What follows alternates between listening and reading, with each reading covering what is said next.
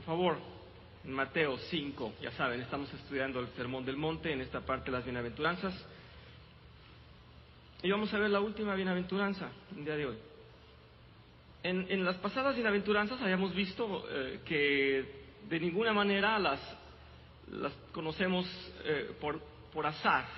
Quiere decir que en este Sermón del Monte el Señor Jesús no se sentó a hablar una idea que él tenía y esos puntos los dijo al azar, sino que ya estudiamos un poco que él tenía una intención.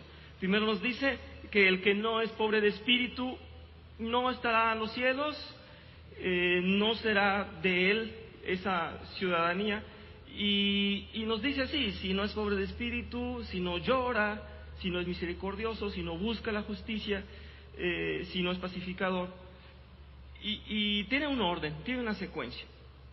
Hoy, curiosamente, si vemos en sus versiones, vuelve a cerrar de la manera en que empezó.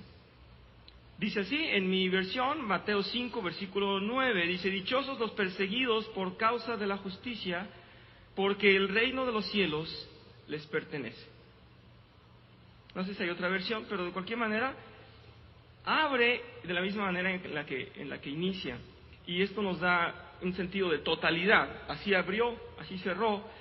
Y este fue, decíamos, de un gran impacto, porque no se esperaba que él hablara así. Se esperaba que el justificador, el pacificador, el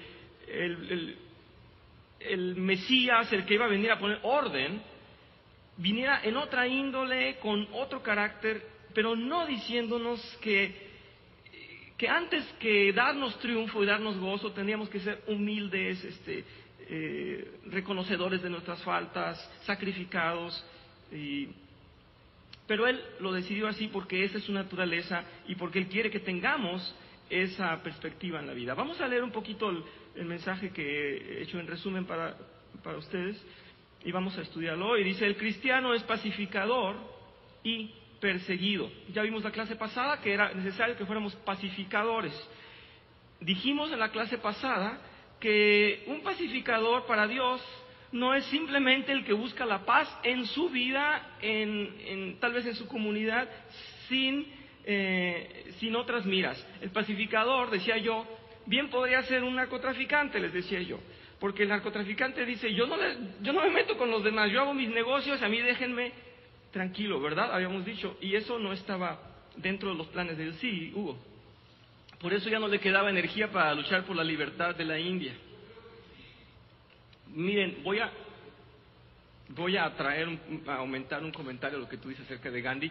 Se ha dicho que era homosexual y que tenía un odio por las mujeres, pero obviamente sería entrar en polémica y estar hablando acerca de una persona que pues no es el centro de nuestra clase. Sin embargo, es muy importante.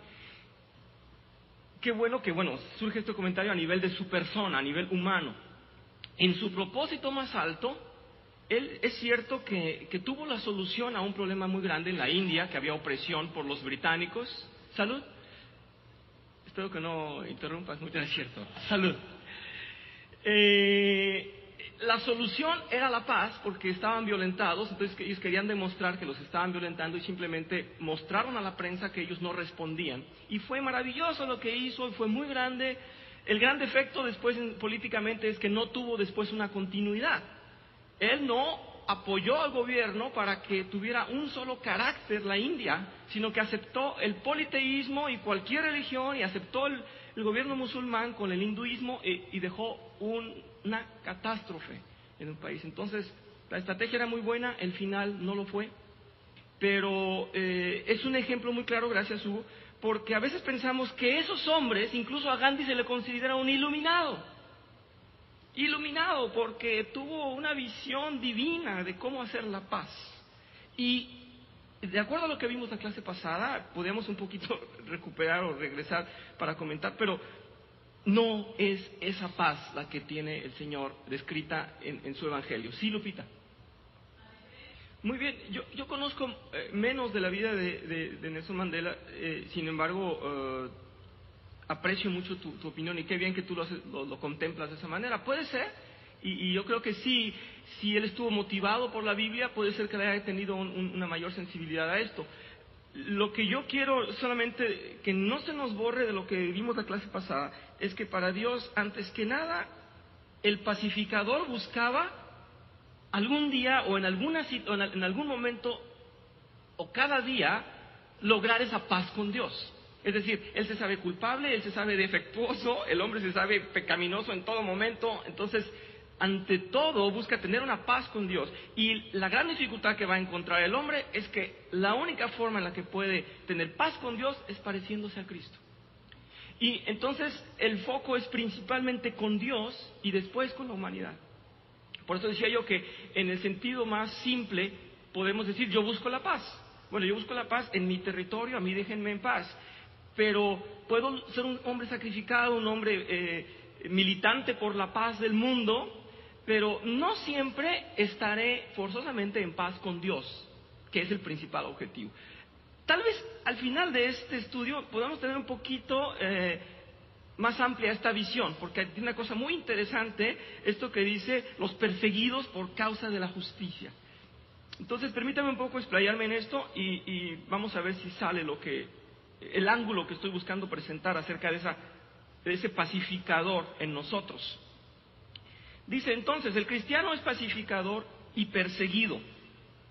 El Señor Jesús ha dicho que ambas cosas son parte del carácter auténtico, ¿sí?, cristiano, o de un auténtico cristiano.